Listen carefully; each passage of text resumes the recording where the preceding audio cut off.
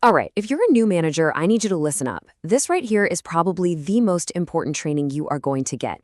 Today, we're breaking down how to handle the single most critical citation in our industry, immediate jeopardy. Getting this right isn't just about checking a box for compliance, it's about protecting your residents, your staff, and the future of your entire facility. So, welcome to your crisis playbook. Here's our game plan. We're going to start with that moment you get the dreaded call about an IJ. Then, we'll get into what surveyors actually need to prove it.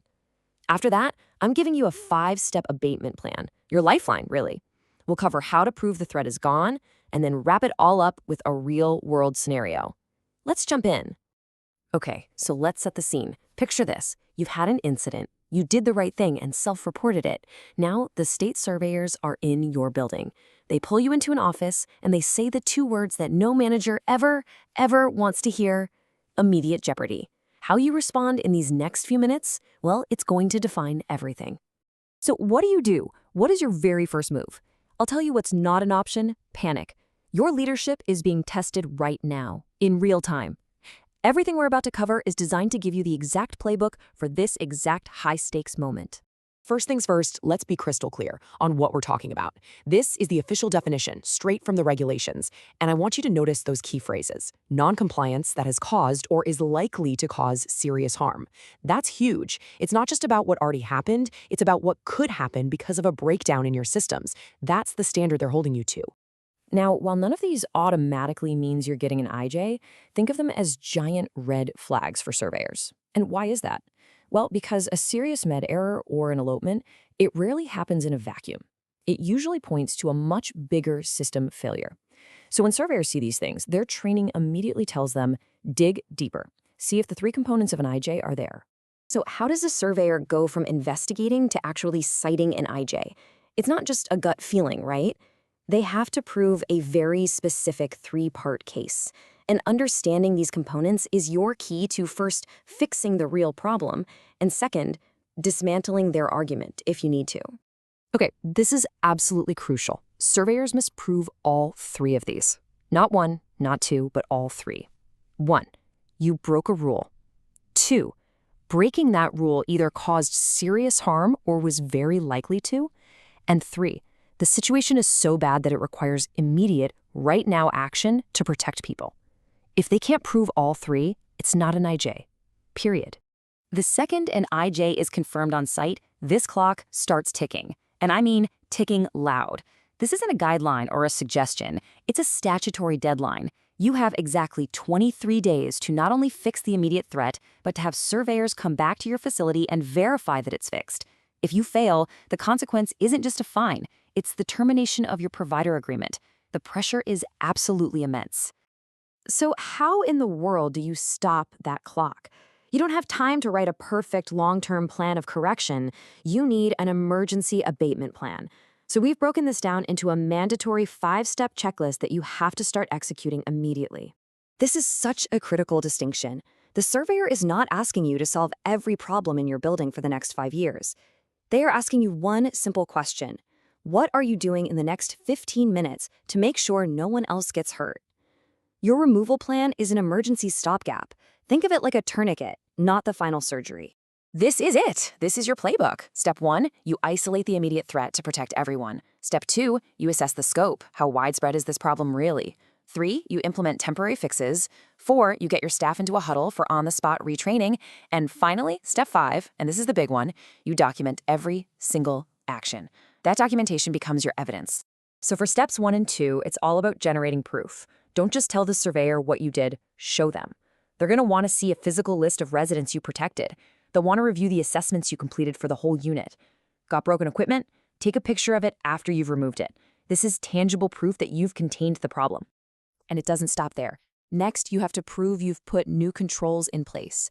The surveyor is going to need a copy of that new temporary policy you just wrote. They're going to ask for the sign-in sheets from the mandatory staff huddle. And you know what's even better? A simple 1-page quiz or a skills checklist that proves your staff actually understood the training.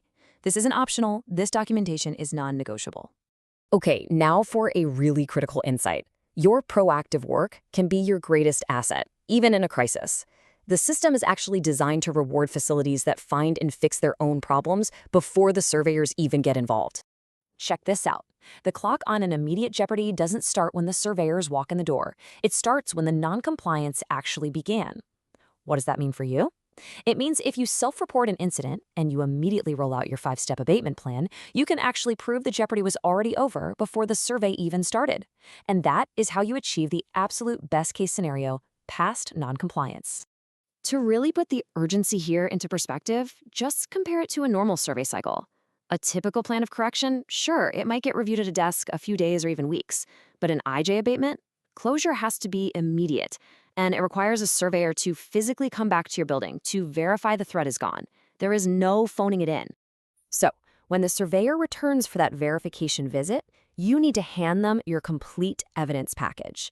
This is going to include that removal plan, all the supporting documents from your 5-step checklist, and even proof of new audits you started, like supervisor rounding logs.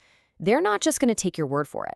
They're then going to go out on the floor, observe care, interview your staff, and check records to confirm your plan is actually working. Surviving that initial survey is just the beginning. Now we have to look at the aftermath, the financial stakes, which are huge, the specific roles of your leadership team, and most importantly, how to build a culture of prevention so this never, ever happens again. Let's talk about the money, because the financial penalties here escalate really fast. If you're cited for an IJ where there was just a likelihood of harm, fines are possible.